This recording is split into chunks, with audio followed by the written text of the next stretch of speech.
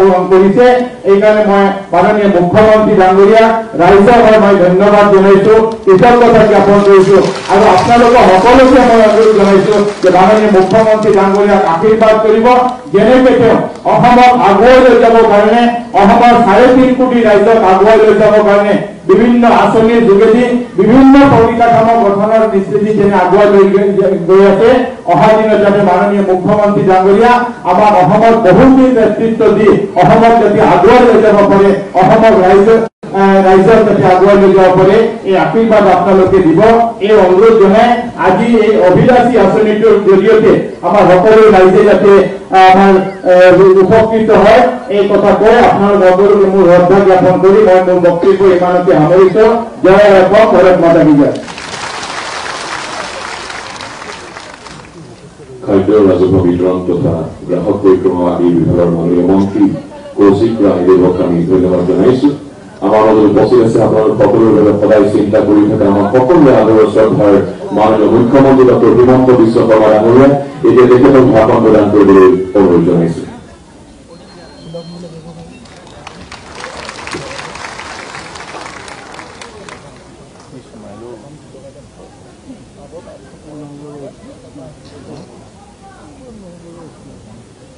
আপোনালোকৰ খবৰ কেনেকুৱা? খবৰ ভাল? আমাৰ আইতা সকলো আহিছে ইয়াতে, সকলোকে নমস্কাৰ। আহোঁতে কষ্ট হৈছে নেকি? নাই হোৱা নাই? ভাল কৰি লৈ আহিছে আপোনালোকক? ঠিক আছে। আজিৰ সভাত আমাৰ মাজত উপস্থিত অসম চৰকাৰৰ মন্ত্ৰী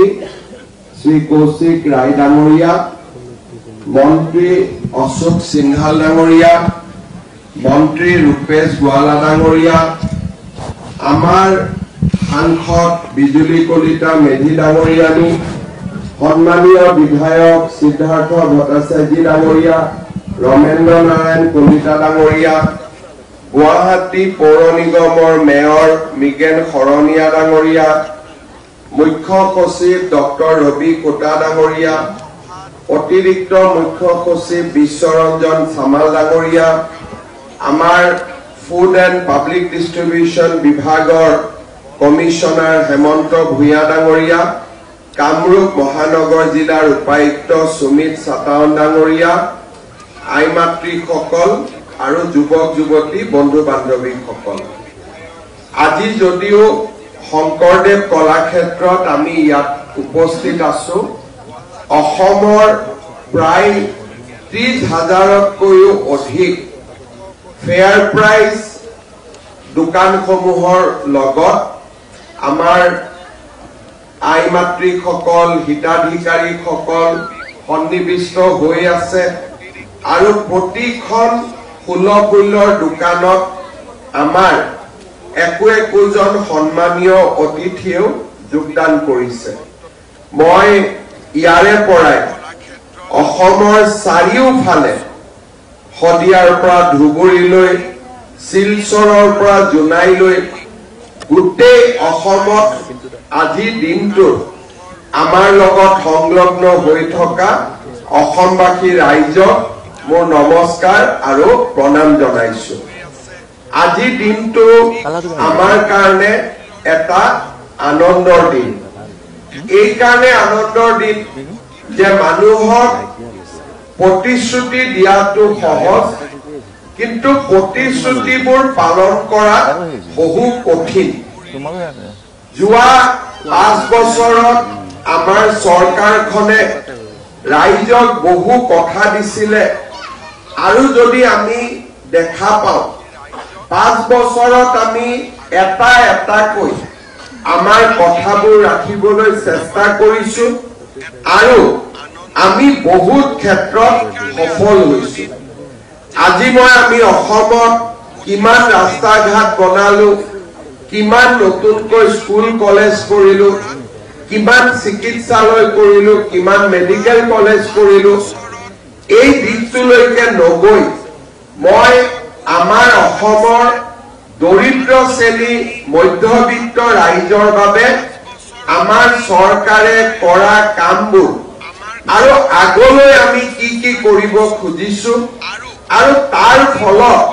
সৰ্বসাধাৰণ মানুহ কেনেকৈ উপকৃত হ'ব তাৰ বিষয়ে মই এই আখাৰমান ক'ব বিচাৰিম। আমাৰ অসমত আগতে যেতিয়া কংগ্ৰেছৰ চৰকাৰ আছিলে তেতিয়াও চৰকাৰ আছিলে, সেই সময়ত কি কাম হৈছিলে কি কাম হোৱা নাই মই তাক ক'ব নাযাওঁ,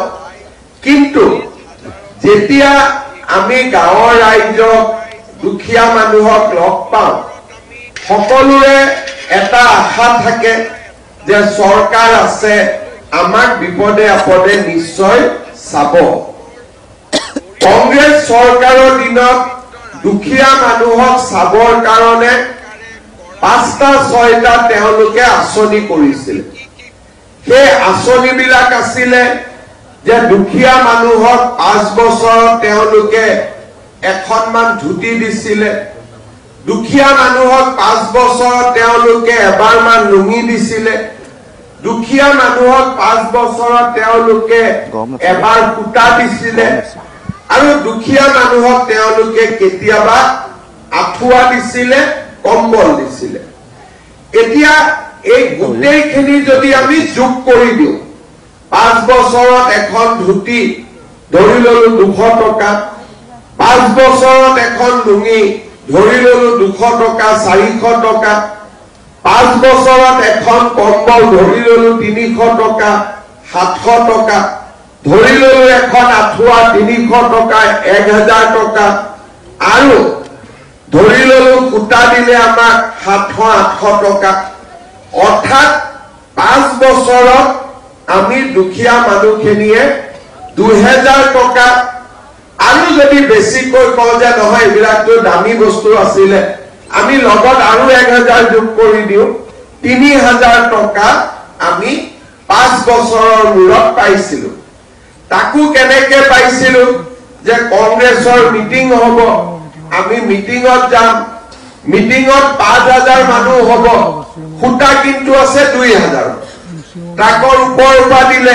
কোনে পাব কোনে নাপালে তাকে লৈও কাজিয়া লাগিলে আৰু বহুতে একো বস্তু নাপাই দুখেৰে ঘৰলৈকে ঘূৰি আহিলে। এনেকে আমি শাসন চলালো, চৰকাৰ চলালো। যেতিয়া মোদী ডাঙৰীয়া আমাৰ দেশত প্ৰধানমন্ত্ৰী হ'ল প্ৰথমতে মোদী ডাঙৰীয়াই ক'লে যে প্ৰত্যেকজন দুখীয়া মানুহৰ এটা বেংক একাউণ্ট থাকিব লাগে। আমি সকলোৱে ভাবিলো যে দুখীয়া মানুহৰ ঘৰততো টকা নাই, বেংক একাউণ্ট খুলি কি কৰিব, কিন্তু তথাপিতো মোদী ডাঙৰীয়াই কৈছে কিবা নিশ্চয় ভাবি চিন্তি কৈছে। গতিকে আমি ২০১৪-১৫ চনত আমি সকলোৱে একোটা বেংক একাউণ্ট কৰিলো। যেতিয়া আমি বেংক একাউণ্ট কৰিলো তাৰ পিছতে মোদী ডাঙৰীয়াই আমাৰ ঘৰত গেছৰ কানেকশ্যন দিলে আৰু দুখীয়া মানুহে যি গেছ কিনে তাত তেওঁ এটা ৰাজসাহায্য দিলে। যেনেকে আজিৰ দিনত আমাৰ গেছৰ দাম বজাৰত ৯৫০ টকা, কিন্তু দুখীয়া মানুহৰ কাৰণে গেছৰ দাম ৫৫০ টকা। এতিয়া এই যে মাজত ৪০০ টকাটো থাকিলে আমি এইটো কেনেকে পাম? প্ৰথমবাৰ দেখিলো যে নহয় এইটো আমাৰ বেংকৰ একাউণ্টত আহি যায়। তেতিয়া আমি বুজিলো যে মোদী ডাঙৰীয়াই বেংকৰ একাউণ্ট কিয় কৰিলে। তাৰ মানে আজি আমাৰ দুখীয়া মানুহে যেতিয়াই গেছ কিনে ৪০০ টকা আমাৰ বেংক একাউণ্টত প্ৰতি মাহে সোমায়। ধুতি আৰু লুঙিৰ দাম ৪০০ টকা হলেও ৫ বছৰত এবাৰ ইয়াতে গেছ কিনিলে আহে। তাৰমানে মাহতে আমি ৪০০ টকা আমাৰ বেংক একাউণ্টত আহিলে। কোভিড আহিলে, কোভিডৰ সময়ত মোদী ডাঙৰীয়াই আমাক বেংকত টকা দিলে। তেতিয়া আমি বুজি পালো যে তাৰমানে বেংক বিলাক একাউণ্ট বিলাক মোদী ডাঙৰীয়াই কিয় কৰিলে। আমিও অলপ শিকিলো। আমি কি কৰিলো অৰুণোদয় আঁচনি আৰম্ভ কৰিলো কোন চনত 2020 চনত তেতিয়া আমি কিমানত দিলো আমি 830 টকা কৰি 18 লাখ পৰিয়ালক দিলো ইলেকশন হৈ গল মানুহে আঁচনিটো খুব ভাল পালে যতে যাও মানুহে কয় যে বাবা মই অৰুণোদয় পোৱা নাই তাৰ মানে মানুহক অৰুণোদয় লাগে যদি পোৱা নাই বুলি অভিযোগ কৰে তাৰ মানে মানুহগৰাকীক অৰুণোদয় লাগে দ্বিতীয়বাৰ আমি অৰুণোদয় বঢ়াই দিলো প্ৰায় 28 লাখ পৰিয়ালক এইবাৰ আমি আকৌ সকলোকে অৰুণোদয় দিব যত্ন কৰি আমি অৰুণোদয় লৈ আহিলো 38 লাখ পৰিয়াল কিমান কৰি দিলো প্ৰথমতে 830 টকা তাৰ পিছত 1000 টকা তাৰ পিছত এতিয়া 1250 টকা বৃদ্ধ পেনশন বিধৱা পেনশন বেংক একাউন্ট দি প্ৰত্যেক মাহত যোৱা আৰম্ভ হল বিধৱা পেনশন বিলাকো এতিয়া আমি 1250 টকা কৰি দিলো আৰু দুই এদিনতে আপোনালোকে ভাল খবৰ পাব বৃদ্ধ পেনশন বিলাকো আমি বঢ়াই দিম আজিতকৈ আমি বৃদ্ধ পেনশন বিলাকো বেছিকৈ দিয়া আৰম্ভ কৰিম এতিয়া মোদী ডাঙৰীয়াই বেংক একাউন্ট কিয় বনালে আমি সকলোৱে বুজি পালো যে বেংক একাউন্ট এটা থাকিলে গুৱাহাটীতে আমি যদি এটা বুটাম টিপি দিও 1 মিনিটতে অসমৰ গোটেই মানুহৰ ঘৰে ঘৰে টকা চৰকাৰে দিব খোজা টকা গৈ পাব পাৰে মাজত কোনো মানুহ থাকিব নোৱাৰে বেংকৰ একাউন্টত ডাইৰেক্টলি গৈ টকাটো সোমাই গল কোভিড আহিলে কোভিডৰ সময়ত মোদী ডাঙৰীয়াই ক'লে যে আমি অসমৰ ভাৰতৰ মানুহক চাউল বিনামূলীয়া চাউল দিয়া আৰম্ভ কৰিলে আমি কোভিডৰ যি বিপদ হৈছিলে তাত আমি চাউলখিনি আমাৰ কাৰণে আশীৰ্বাদ হল মানুহে ভাবিছিলে যে কোভিডৰ পিছত আমি নিশ্চয় চাউল টকা দি কিনিব লাগিব কিন্তু মোদী ডাঙৰীয়াই কি কৰিলে যে নহয় কোভিড যদিও পাৰ হৈ গল আমি মানুহক বিনামূলীয়াকৈ চাউল দি থাকিম কিমান কৰি দিম যে এটা পৰিয়ালক আমি ব্যক্তি হিচাপত 5 কেজি কৈ দিম যদি আমাৰ এটা পৰিয়ালত 4 গৰাকীৰ নাম ৰেশন কাৰ্ডত আছে তেতিয়াহলে আমি 20 কেজি চাউল পালো আজি আমাৰ চাউলৰ দাম কিমান বজাৰত 35 টকা 40 টকা তাৰ মানে মোদী ডাঙৰীয়াই আমাক মাহত কিমান দিলে 800 টকা আমাক বিনামূলীয়াকৈ দিলে এতিয়া আপোনালোকে চিন্তা কৰক 1250 টকা অৰুণোদয়ৰ পৰা আহিলে আমাৰ ঘৰত যদি এজন বৃদ্ধ আছে আজিৰ দিনত 250 টকা পেনশন পাই আছে 1250 লগত 250 টকা যোগ কৰক 1500 টকা হল 800 টকা চাউলৰ পৰা আহিলে 1500 আৰু 800 লগ লগালে 2300 টকা হল ৰেশন কাৰ্ডখন আমি পালো মোদী ডাঙৰীয়াই ক'লে যে যদি ৰেশন কাৰ্ডখন আছে বেমাৰ আজাৰ হলে হস্পিটালত ৰেশন কাৰ্ডখন দেখুৱালে 5 লাখ টকালৈকে বিনামূলীয়া চিকিৎসা কৰিব পাৰিব তাৰ মানে কিমান হল বছৰত যদি 5 লাখ টকা হল তেতিয়ালে 12 দি যদি 5 লাখক হৰণ কৰে তেতিয়ালে আপোনালোকে দেখিব যে তাতো আমাৰ 40-50 হাজাৰ টকা মাহত চিকিৎসাৰ কাৰণে আমি পালো ইয়াৰ পিছত আমি আগবাঢ়ি গলো যে ৰেশন কাৰ্ডখন যদি ঘৰত আছে কলেজত যদি কোনবা লৰা ছোৱালী পঢ়ে ৰেশন কাৰ্ডখন দেখুৱালে বিনামূলীয়াকৈ এডমিশন পাব এটা এডমিশনত কিমান পইচা লাগে 10,000 টকা লাগে দুখীয়া মানুহে 10,000 টকা ক'ৰ পৰা পাব আপোনালোকে যদি বুজি পায় যে কলেজত এডমিশন দিবৰ কাৰণে দুখীয়া মানুহৰ ঘৰত 10,000 টকা নাথাকে কাবাৰ পৰা ধাৰ ল'ব লাগে ধাৰ ল'লে আকৌ 10% সুদো দিব লাগে লগতে তাৰ মানে পঢ়াৰ নামত আমি এডমিশন দিয়াৰ নামত 10,000 টকা লৈ বিপদে পৰিলো কাৰণ মাহত 1,000 টকা এতিয়া সুদ হিচাপত দি থাকিব লাগিলে আমাৰ চৰকাৰে কি কৰিলে যে নহয় আমি ৰেশন কাৰ্ডখন দেখুৱালে বিনামূলীয়াকৈ আমি এডমিশন পাম বিনামূলীয়াকৈ এডমিশন পালো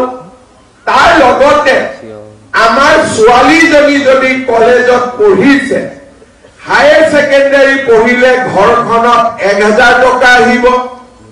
ডিগ্ৰী পঢ়িলে 1250 টকা আহিব আৰু পোষ্ট গ্ৰেজুৱেট পঢ়িলে 2500 টকা আহিব তাৰ লগতে মোদী ডাঙৰীয়াৰ নেতৃত্বত আমি কি কৰিলো যে যি লৰা ছোৱালী ক্লাছ 9 পাব তেওঁক এখন আমি বিনামূলীয়া চাইকেলো দি দিলো এতিয়া আপোনালোকে হিচাপ কৰক যে এক মাহত এটা পৰিয়ালে কিমান টকা চৰকাৰৰ পৰা পাব পাৰে প্ৰথম মোৰ অৰুণোদয় আছে 1250 টকা পালো অৰুণোদয় থাকিলে ৰেশন কাৰ্ড থাকিবই লাগিব ৰেশন কাৰ্ডত চাউল 800 টকাৰ চাউল ঘৰত বিনামূলীয়াকৈ আহিলে 1250 আৰু 800 আমাৰ 2050 টকা হ'ল গেছৰ সিলিন্ডাৰ কিনিলো 400 টকা বেংকৰ একাউণ্টত সোমালে 2400 টকা হ'ল আৰু আমাৰ ঘৰত যদি এটা বিধৱা পেনশন আছে তাতো আমি 1250 টকা পালো 24 আৰু 1250 টকা তাতে হিসাব কৰি দিয়ক প্ৰায় 3600 rupees হ'ল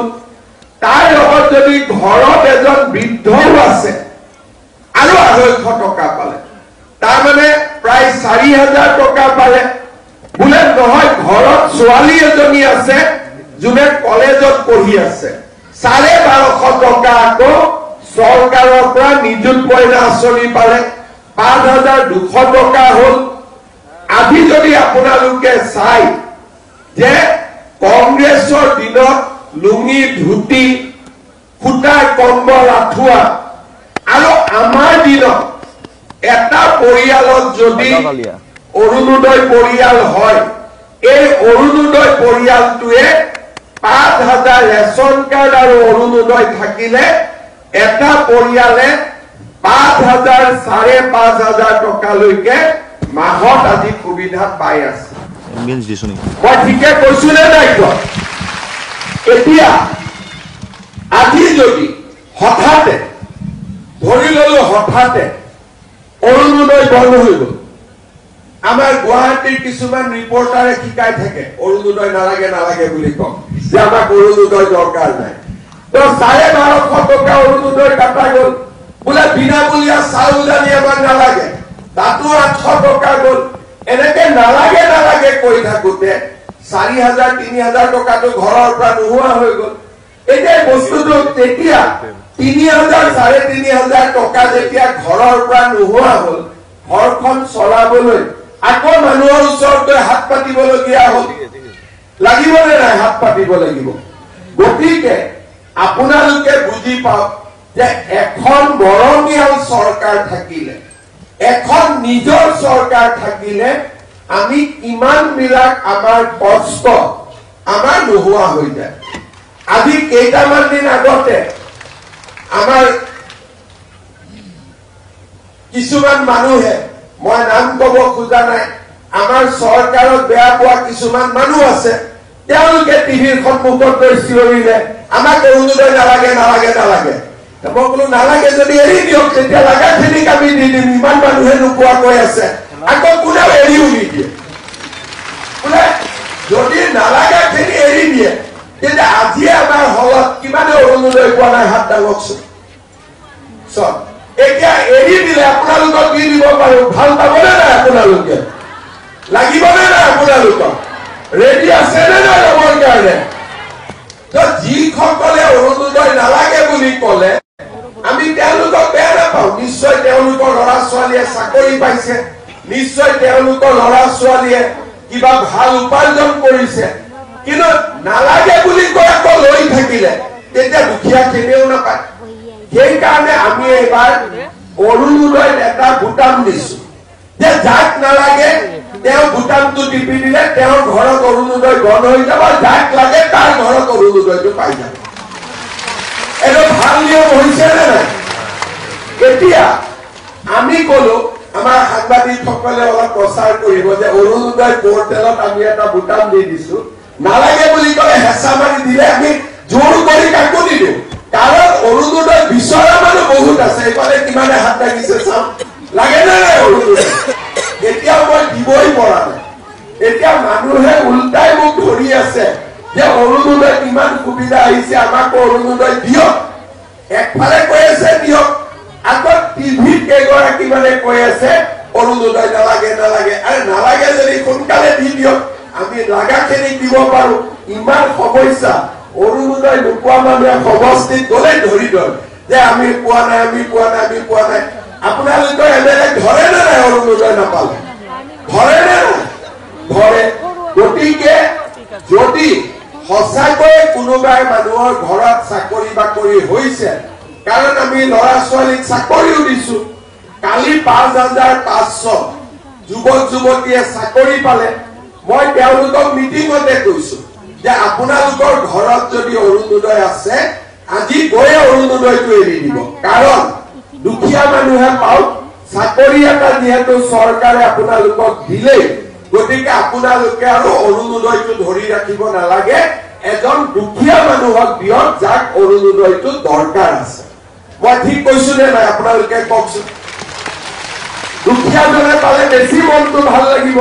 ধনীজনে হাতত ৰাখাতকৈ মই ধনী বুলি কোৱা নাই অসমত কোনো ধনী নাই কিন্তু অন্ততঃ চাকৰি এটা আছে গতিকে চাকৰিটো পোৱাৰ পিছত অৰুণোদয়টো ৰাখি লাভ নাই সেইকাৰণে আমি বুজি পাওঁ যে এঘৰ মানুহে ল'ৰা ছোৱালীক পঢ়াই ডাঙৰ কৰি আজিতো আপোনালোক গুৱাহাটীত আছে গুৱাহাটীত থকা কিমান খৰচ আৰু আজিকালি গাঁৱত থকাও কিমান খৰচ চৰকাৰে যিমানে সহায় কৰে মানুহৰ কাৰণে সিমানেই ভাল আৰু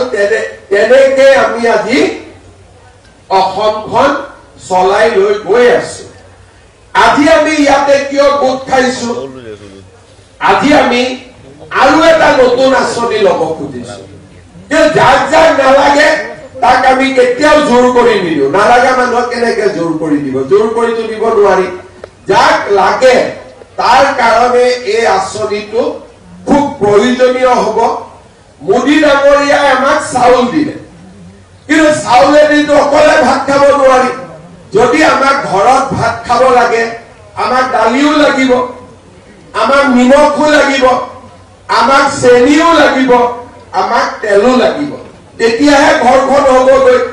সেইকাৰণে আজি আমি ইয়াতে কৈছো যে আমি আপোনালোকক কম দামত যাৰ যাৰ ঘৰত ৰেচন কাৰ্ড আছে তেওঁলোকক আমি কম দামত 1 কেজি চাউল দিম 1 কেজি চেনি দিম আৰু 1 কেজি দালি দিম চাউলটো 5 কেজি গাইপতি 1 কেজি দালি দিম 1 কেজি চেনি দিম আৰু 1 কেজি নিমখ আমি বজাৰত যি দালি আছে কিছুমান জায়গাত 95 টকা কিন্তু ভিতৰুৱা গাঁৱলৈ গৈ এই দাম 100 টকাতকৈ বেছি হৈ যায় গুৱাহাটীত আমি 95 रुपीजত পাওঁ কিন্তু হাফলং ধেমাজি জুনাই তাতে গৈ পাওঁতে দালিৰ দাম 100 টকাতকৈ বেছি হৈ যায় এই মাহত আমি আপোনালোকৰ দালি 69 টকাত দিম 70 টকাতকৈ 1 টকা কম চেনি আমি আপোনালোকক 38 টকা দিম চেনিৰ 55 টকা দাম আপোনালোকক আমি 38 টকাত দিম আৰু নিমখ 20 টকা দাম আমি 10 টকাত দিম কিন্তু জানুৱাৰী মাহৰ 1 তাৰিখৰ পৰা মই এটা ভাবিছো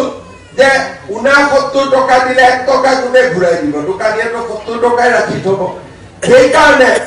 1 তাৰিখৰ পৰা আমি কি কৰিম যে 100 টকা দি দিলে 1 কেজি দালিও পাব 1 কেজি চেনিও পাব 1 কেজি নিমখো পাব তিনটা বস্তু একেলগে 100 টকাত ঘৰত লৈ আহিব ভাল হ'বনে বেয়া হ'ব অলপ ভাল কৰি কওক ওপৰতো চাই আছে ভাল হ'বনে বেয়া হ'ব ভাল হ'ব এতিয়া পেকেটটো এই নৱেম্বৰ আৰু ডিচেম্বৰ মাহত তিনটা বস্তু কিনিলে 117 টকা লাগিব কিন্তু 117 মানে 20 টকাই হৈ যাব 3 টকা আৰু কোনেও ঘূৰাই নাপাব যদিও দিব লাগে ধৰি ল'ব কিন্তু ঘূৰাই আনিবই মই এনেহে কৈছো নালাগে বুলি কিন্তু আপোনালোকে আনিবই তেনে 3 টকা হলে এৰি নিদিব আৰু 2 টকা হলে এৰি নিদিব 2 টকা 1 টকা দি লৰা দুজন চেতা কলেও তাৰ মনটো ভাল লাগে হয় নে নহয় গতিকে 10 পইচাৰো মূল্য আছে এতিয়া এই মাহত আপোনালোকে নৱেম্বৰ আৰু ডিচেম্বৰত 117 টকাত পাব কিন্তু 1 জানুৱাৰীৰ পৰা আপোনালোকে 100 টকাতে তিনিওবিধ সামগ্ৰী আপোনালোকে পাব আৰু মই আপোনালোকক অনুৰোধ কৰিম যে চাউলটো যেতিয়া লব যাব 1 ৰ পৰা 10 তাৰিখলৈকে আমি অন্ন সেৱা সপ্তাহ বুলি কওঁ আজিকালি এডভাৰটাইজ হয় কেতিয়াবা কেতিয়াবা আমাৰ ৰেচনৰ দোকানীবিলাক খুব ভাল বহুত কষ্ট কৰে কাৰণ আজিকালি বেলেগ বস্তু নাপায় তথাপিও দুই এজনে কেতিয়াবা আগতে অলপ ইন্দুৰে বস্তা কাটা দি অলপ কাটিছিলে কিন্তু আজিকালি আমি পেপাৰত কৈ দিও মেচিনো আহিলে আজিকালি চাউলটো মোটামুটি মানুহে সময় পায় এইবাৰৰ পৰা এই মাহত আজিৰে পৰা আমি 20 তাৰিখলৈকে কিন্তু অহা মাহৰ পৰা চাউল বিনামূলীয়া দালি 1 কেজি নিমখ 1 কেজি চাউল আৰু চেনি 1 কেজি 100 টকা এটা দি আপোনালোকে ঘৰত লৈ আহিব তাৰমানে দুখীয়া মানুহে ঘৰখন চলাবৰ কাৰণে চাউলো পালে দালিও পালে নিমখো পালে চেনিও পালে 100 টকাত অন্তত কিছু চিন্তা মূৰৰ পৰা আঁতৰি গ'ল ভাল হ'বনে বেয়া হ'ব এতিয়া আপোনালোকে কওক গোটেই অসমতে যিমান ৰাইজ ৰখি আছে মই সবকে সুধিছো নিশ্চয় ভাল হ'ব হয়নে নহয় এতিয়া ইয়াৰ লগত মোৰ আৰু দুটা কাম কৰিব ইচ্ছা আছে যদি ভগৱানে কৰে গেছৰ দাম উজলা হলে 550 টকা কিন্তু যদি উজলা কাৰ্ড নাই গেছৰ দাম হৈ গ'ল 950 1000 টকা গতিকে দুখীয়া মানুহে কিনিবৰ কাৰণে কষ্ট পায় সেই কাৰণে আমি খুব সোনকালে গ্যাস কিনিলে মোদী ডাঙৰীয়াই যেনেকে একাউণ্টত টকা দি দিয়ে আমিও গ্যাস কিনিলে 250 টকা আপোনালোকৰ একাউণ্টত সোমাই ভাল হ'বনে বেয়া হ'ব 950 টকাটো যেতিয়া কমি আহি কিমান হৈ গ'ল 700 550 টকাটো কমি আহি কিমান হৈ গ'ল 300 তাৰমানে 300 টকা গ্যাস পালে যদি উজলা হয় 100 টকা নিমখ চেনি দালি পালে আৰু চাউলটো বিনামূলীয়াকৈ পালে ভাল হ'বনে বেয়া হ'ব ধুতি লুঙিতকৈ ভাল হ'বনে বেয়া হ'ব মোক এইটো কৈ দিয়ক খালি ধুতি লুঙিতকৈ ভাল হ'বনে বেয়া হ'ব আজি দুখীয়া মানুহক যদি চৰকাৰে নাচাই কোনে চাব আপোনালোকে আমাক ভোট কিয় দিয়ে আপোনালোকক চাবৰ কাৰণেতো ভোট দিয়ে গতিকে আমি যদি আপোনালোকক নাচাওঁ বেলেগে কোনে চাব চৰকাৰেতো চাব লাগিব এটা নুবুজাকৈ কৈ অৰুণোদয় বন্ধ কৰি দিয়ক চাউল বন্ধ কৰি দিয়ক দালি বন্ধ কৰি দিয়ক আৰে এইটো শ্লোগান নহয় নহয় বন্ধ কৰি দিলে ঘৰৰ পৰা আপুনি নিজৰ টকা দি এই বস্তুখিনি কিনিব লাগিব আৰু আমিও ক'ব নোৱাৰো আমাৰ ৰাইজে টিভিত গৈ নালাগে আৰু গাঁৱত গ'লে হাজাৰ হাজাৰ এপ্লিকেশ্যন লাগে বুলি সেইকাৰণে মই এটা কথা বুজি পাওঁ যে টিভি চালে অসম নচলে অসম চলিব কেনেকে চলিব গাঁৱত গৈ মানুহৰ লগত কথা পাতিব লাগিব আমাৰ গুৱাহাটীৰ পাহাৰত গৈ কথা পাতিব লাগিব তেতিয়াহে আমি গম পাম যে মানুহে কি বিচাৰে সেইকাৰণে মই বেছি টিভি চাই নাথাকো আৰু মই ডাইৰেক্ট মানুহৰ লগতে কথা পাতি থাকো যি য'ত পাৰো আপোনালোকক আকৌ এটা মই কথা কব খুজিছো এইখিনি বস্তুটো হৈ গল এটা মোৰ মনত লাগে গেছো হৈ গল দালিও হৈ গল চেনিও হৈ গল নিমখো হৈ গল চাউলো হৈ গল অৰুণোদয় পালো বৃদ্ধ পেঞ্চনো পালো বিধৱা পেঞ্চনো পালো যদি 1 লিটাৰ কৰি আমি মিঠাতেল পাই যাও ঝামেলা খতম হৈ যায় মই ঠিক কৈছো না নাই কোৱা আচ্ছা কাক 1 লিটাৰ কৰি মিঠাতেল লাগিব হাত দাও সবাকে লাগিব হা চাকৰি বাকৰি নাই গতিকে এইটোৱে লাগিব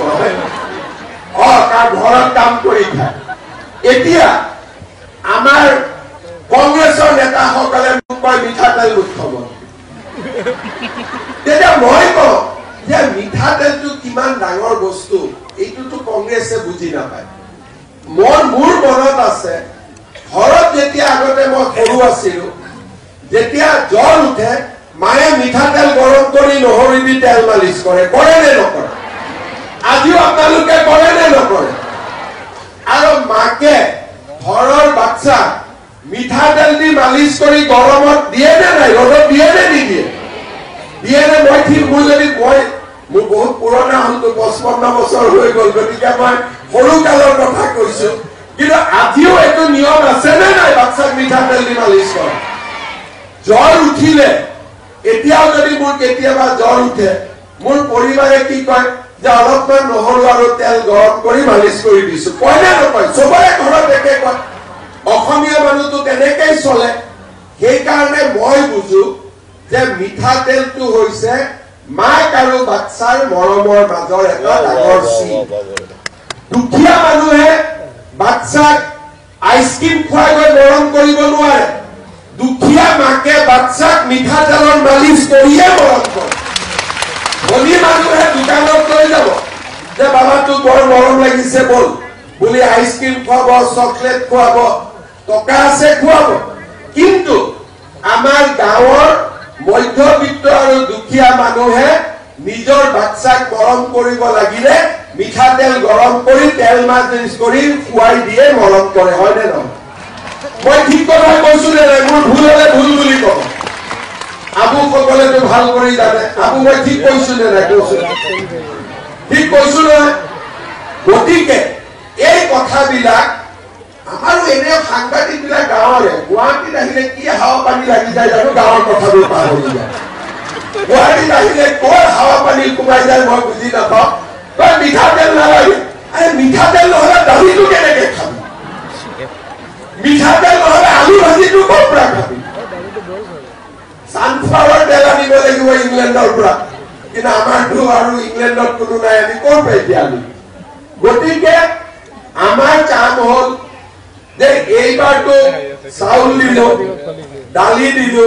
নিমখ দিলো চেনি দিলো অৰুণোদয় দিলো নিযুত মইনা দিলো প্ৰধানমন্ত্ৰী আয়ুষ্মান ভাৰত দিলো মুখ্যমন্ত্ৰী আয়ুষ্মান ভাৰত দিলো গেছো দিম অহাবাৰ জিকাই দিব মিঠাতেল আৰু লাহে লাহে মোৰ লক্ষ্য হল যে অসমত দুখীয়া কোনো মানুহে ইমান মানুহে কাৰোবাৰ ঘৰত কাম বন কৰি খায় কষ্ট কৰি খায় অকণমান যদি চৰকাৰখনে চাই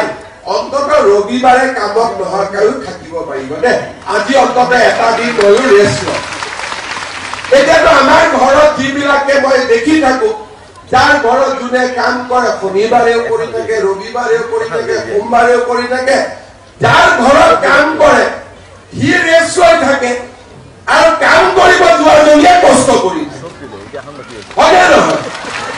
কিন্তু যদি চৰকাৰে আমাকো অলপ চাই তেতিয়াহ'লে আমিও এটা দিন আৰাম কৰিব পাৰো অন্তত নামঘৰত যাব পাৰো মন্দিৰত যাব পাৰো মছজিদত যাব পাৰো যাৰ যি কথা কিন্তু আজি আমাৰ হাতত একোৱে নাথাকে কাৰণ গুৱাহাটীত চলাই টান বাকী টাউনতো চলা টান আৰু গাঁও বিলাকতো আজিকালি এনেকে সহজে চলিব নোৱাৰি কষ্ট সেইকাৰণে এইবাৰৰ পৰা মোৰ আৰু এটা নিয়ম মোৰ আৰু মনটো বেয়া লাগি থাকে যে বিহুৱে পূজাই বাকী মানুহৰ ঘৰত বাচ্চাবিলাকে কাপোৰ কানি পায় দুখীয়া মানুহেতো কাপোৰ কানি দিব নোৱাৰে এইবাৰৰ কাৰণে মই সেইকাৰণে আৰু এটা মনত ভাবি থৈছো যে বিহু আৰু পূজা আহিলে অৰুণোদয় বেছিকৈ দিম যাতে বাচ্চা কাপোৰ এখন কিনিব যাতে বাচ্চা কাপোৰ কিনি দিব পাৰে বাচ্চা কাপোৰলৈকে লগত কৈ দিব যে মামাই পঠাই দিছে বুলি হয় না তেতিয়া অলপ মোকো ভাল পাই থাকিব আৰু বাচ্চাই ভাল পালে ভাল বাচ্চাটো ভোট নাই গতিকে বাচ্চাই ভাল পোৱাটো একেবাৰে পিয়ৰ ভেজাল নোহোৱা মৰম হয় নহয় কাৰণ তেওঁলোকৰ তাৰ ভোটটোৰ লগত কথা নাই সেইকাৰণে আমি পঢ়াৰ পৰা আমি পৰিয়ালটো চলাবলৈ আৰু সবচে ডাঙৰ কাম যে আজিকালি অসমত চাকৰি পাবলৈও 1 টকা ঘুষ দিব নালাগে কোনেও ঘুষ দিব নালাগে এতিয়া আপোনালোকে টিভিত চাব যে যিমান ল'ৰা ছোৱালীয়ে চাকৰি পাইছে কেতিয়াবা মোৰ মনটো খুব ভাল লাগে কোনে কয় যে মোৰ মায়ে অমুকৰ ঘৰত কাম কৰে আজি মই চাকৰি পালো মোৰ দেউতাই অমুকৰ তৰকাৰী বেপাৰ কৰে মই আজি চাকৰি পালো আজি মানুহে কি কয় যে মোৰ দেউতাই ৰিক্সা চলাই মোৰ দেউতাই ঠেলা চলাই আজি আমি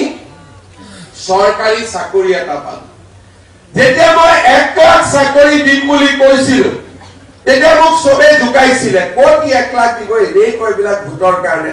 সেই কাৰণে মই এটা কি কৰিলো 1 লাখৰ জাগাত মোটামুটি 2 লাখৰ চাকৰি দি দেখাই দিলো আৰু কালি মই মিটিঙত কৈছো যে মোক বেছি ঢুকাই নাথাকিবি 2 লাখৰ জাগাত 4 লাখত দিম যে যিমানে ঢুকাবি সিমানে বেছি কৰি কাৰণ আমি মানুহৰ ভালৰ কাৰণে ৰাজনীতি কৰিছো দুখীয়া দৰিদ্ৰ মানুহৰ উন্নতিৰ কাৰণে আমি ৰাজনীতি কৰিছো আজি সঁচাকৈ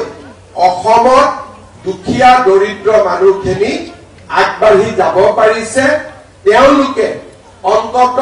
10 তাৰিখে অৰুণোদয়টো পালে বেংকত যি ফুটি কৰি টকাটো লব যায় দেখিলে মনটো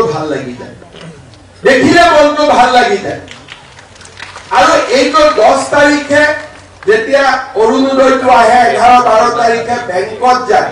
মহিলাখিনিয়ে কিমান সাহস পায় যে মোৰো কিবা এটা উপাৰ্জন আছে আৰু প্ৰথমতে মই ভাবিছিলো মহিলাসকলে অৰুণোদয় ভাল পায় একমাহ মাজত অৰুণোদয় বন্ধ হৈ আছিল কাগজ পত্ৰ বনাওতে তেতিয়া গিৰিয়েকবিলাকে মোক সুধে যে অৰুণোদয় কেতিয়া আহিব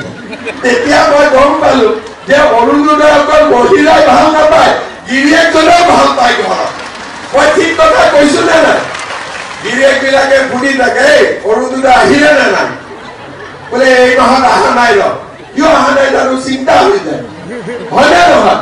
প্ৰথমতে মই ভাবিছিলো যে অৰুণোদয় অকল ঘৈণীয়েকে ভাল পায় মাসকলে ভাল পায় এই সেপ্টেম্বৰত মই প্ৰমাণ পালো যে অৰুণোদয় দেউতাসকলেও ভাল পায় গিৰিয়েকসকলেও ভাল পায় আমাৰ ঘৰৰ মুৰব্বীজনেও ভাল পায় যে অৰুণোদয়টো আহিলে ঘৰখন চলোৱা অলপ সুবিধা শ্ৰদ্ধা ৰাইজ আমি এনেকে কষ্ট কৰি থাকিম আৰু এনেকৈ আমাৰ সমাজখনক আমি আগুৱাই লৈ যাবৰ বাবে চেষ্টা কৰিম যিখন সমাজত দৰিদ্ৰ আৰু মধ্যবিত্ত লোক আনন্দত থাকে সেইখনে আদৰ্শ সমাজ আৰু সেই কাৰণে আমাৰ চৰকাৰে ধুতি লুঙি এইবিলাক কামত যোৱা নাই আপোনালোকক আমি অৰুণোদয় চাউল দালি নিমখ চেনি ল'ৰা ছোৱালীৰ এডমিশ্যন দুৰ্নীতি নোহোৱাকৈ চাকৰি আমি এখন সুন্দৰ সমাজ বনাবৰ কাৰণে প্ৰচেষ্টা কৰি আছো আৰু আপোনালোকে আশীৰ্বাদ কৰিব আমি এনেকৈ আপোনালোকক আগলৈ যাতে সহায় কৰি গৈ থাকিব পাৰো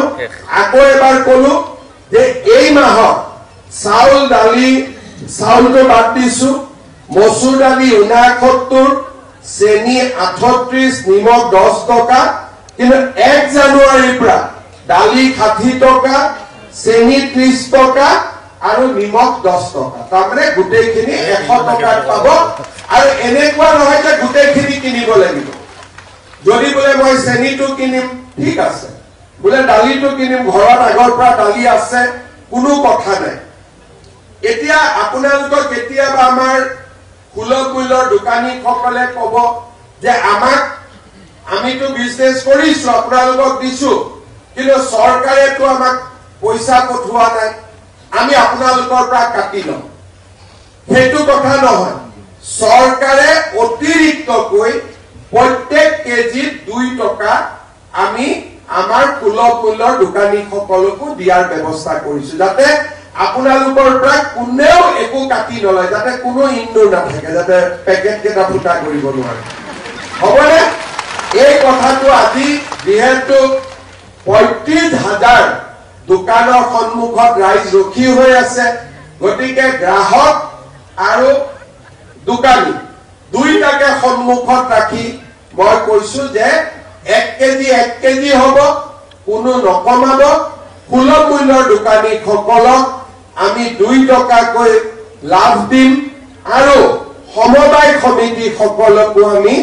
1 টকা 80 পইচাকৈ আমি লাভ দিম ভৱিষ্যতে আমাৰ সুলভ মূল্যৰ দোকানীসকলেও বহুত কষ্ট কৰে ভৱিষ্যতে মই তেওঁলোককো বেলেগ বেলেগ ধৰণে আৰু সহায় কৰাৰ বাবে যত্ন কৰিম কাৰণ তেওঁলোকেও নিজৰ দায়িত্ব সুন্দৰভাৱে পালন কৰি আছে মই সকলোকে ধন্যবাদ জনাইছো আৰু এই আঁচনিখন সুন্দৰ কৰি ৰাইজৰ মাজলৈ লৈ অহাৰ বাবে আমাৰ মন্ত্ৰী কৌশিক ৰায় ডাঙৰীয়াক মই ধন্যবাদ জনাইছো তেখেতৰ কাৰণে তেখেতৰ বিষয়াসকলৰ কাৰণে এটা হাত চাপৰি আপোনালোক সকলোৱে মাৰক আৰু আপোনালোকক যাতে আমি এনেকৈ আগলৈও সহায় কৰি থাকিব পাৰো আপোনালোকে আশীৰ্বাদ কৰিব শুভেচ্ছা জনাব যাতে আমি এনেকৈ আপোনালোকৰ কাৰণে সদায় কাম কৰি থাকিব পাৰো বহুত বহুত ধন্যবাদ জয় হিন্দ বন্দে মাতৰম আমাৰ সকলোৰে আদৰৰ শ্ৰদ্ধাৰ মাননীয় মুখ্যমন্ত্ৰী ডাঙৰীয়াৰ কথা নিশ্চয় আপোনালোক সকলে ভাল পাইছে আপোনালোকে এবাৰ এজাউৰি হাত চাপৰিয়ে পুনৰবাৰ তেখেতৰ প্ৰতি আমি কৃতজ্ঞতা জ্ঞাপন কৰিবলৈ কৈছো এতিয়া নিৰ্বাচিত পৰিয়ালসমূহৰ মাজত মাননীয় মুখ্যমন্ত্ৰী ডক্টৰ হিমন্ত বিশ্ব শৰ্মা ডাঙৰীয়াই ৰাজ সাহায্যযুক্ত সামগ্ৰী বিতৰণৰ প্ৰক্ৰিয়া আনুষ্ঠানিকভাৱে শুভাৰম্ভ কৰিব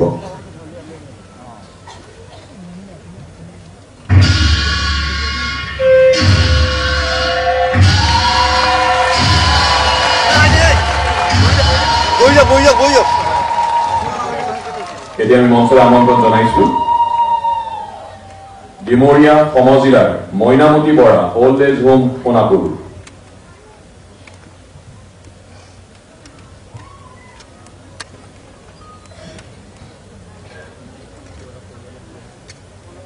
ডিমৰীয়া সমজিলাৰ মইনামতি বৰা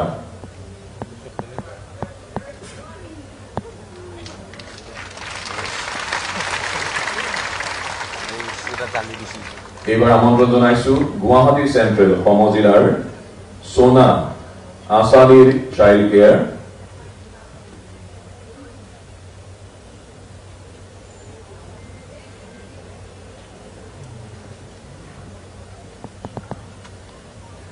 সোনা আসানীৰ চাইল্ড কেয়াৰৰ গুৱাহাটী চেন্ট্ৰেল সমজিলা এইবাৰ মঞ্চলৈ আগবাঢ়িবলৈ অনুৰোধ জনাইছো Sita Brahma Kalyani Nibas children home for girls Rupnagar Sita ব্ৰহ্ম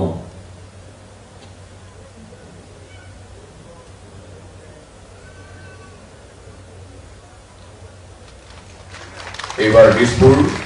সমজিলাৰ গোলাপী চৌধাৰী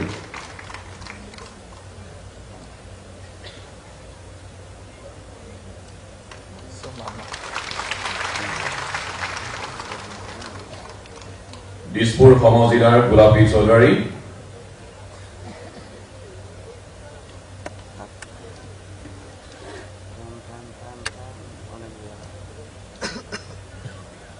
দিছপুৰ সমজিলাৰ গোলাপী চৌধাৰী তেখেতৰ পাছত মঞ্চলৈ আগবাঢ়ি আহিব নিউ গুৱাহাটী সমজিলাৰ নীলিমা বৈশ্য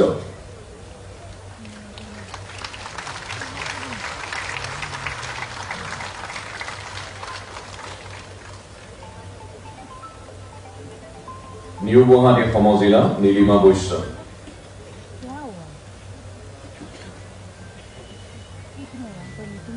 ইয়াৰ পাছত জালুকবাৰী সমজিলাৰ প্ৰতিমা দাস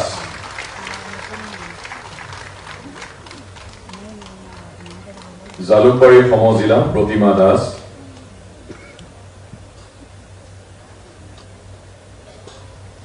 তেখেতৰ পাছত আগবাঢ়ি আহিব জালুকবাৰী সমজিলাৰ ভাগ্য কলিতা জালুকবাৰী সমজিলাৰ ভাগ্য কলিতা নামিজা পৰিচয়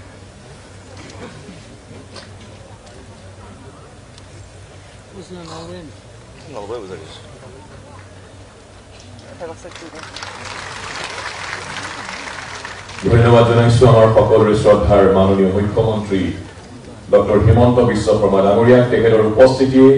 আমাৰ সকলোৰে বাবে আশাৰ ৰেঙনি স্বৰূপ তেখেতে সমৃদ্ধ কৰিলে এইখিনি সময় আপোনাক আমি কৃতজ্ঞতা জ্ঞাপন কৰিছো মাননীয় মুখ্যমন্ত্ৰী ডাঙৰীয়া আমি কৃতজ্ঞতা জ্ঞাপন কৰিছো অসম চৰকাৰৰ সন্মানীয় মন্ত্ৰী শ্ৰী অশোক সিংহল মহোদয় কৌশিক ৰায় মহোদয় ৰূপেশ গোৱালা মহোদয় মাননীয় সাংসদ বিজুলী কলিতা মেধি বাইদেউ ভুৱনেশ্বৰ কলিতা মহোদয় গুৱাহাটী পৌৰ নিগমৰ সন্মানীয় মেয়ৰ মৃগেন শৰণীয়া সন্মানীয় বিধায়ক দিছপুৰ সমষ্টিৰ অতুল বৰা পূব গুৱাহাটী সমষ্টিৰ সিদ্ধাৰ্থ ভট্টাচাৰ্য পশ্চিম গুৱাহাটী সমষ্টিৰ ৰবীন্দ্ৰ নাৰায়ণ কলিতা মাননীয় মুখ্য সচিব ডক্টৰ ৰবি কোটা মহোদয় অতিৰিক্ত মুখ্য সচিব বিশ্বৰঞ্জন চামাল মহোদয় আয়ুক্ত হেমন্ত ভূঞা মহোদয় জিলা আয়ুক্ত সুমিত সত্তাৱন মহোদয় আৰু লগতে ইয়াত উপস্থিত আপোনালোক সকলো আৰু আমাৰ সংবাদ মাধ্যমৰ বন্ধুবৰ্গক ধন্যবাদ জ্ঞাপন কৰিছো এতিয়া ৰাষ্ট্ৰীয় সংগীতেৰে এই সভাৰ সামৰণি পৰিব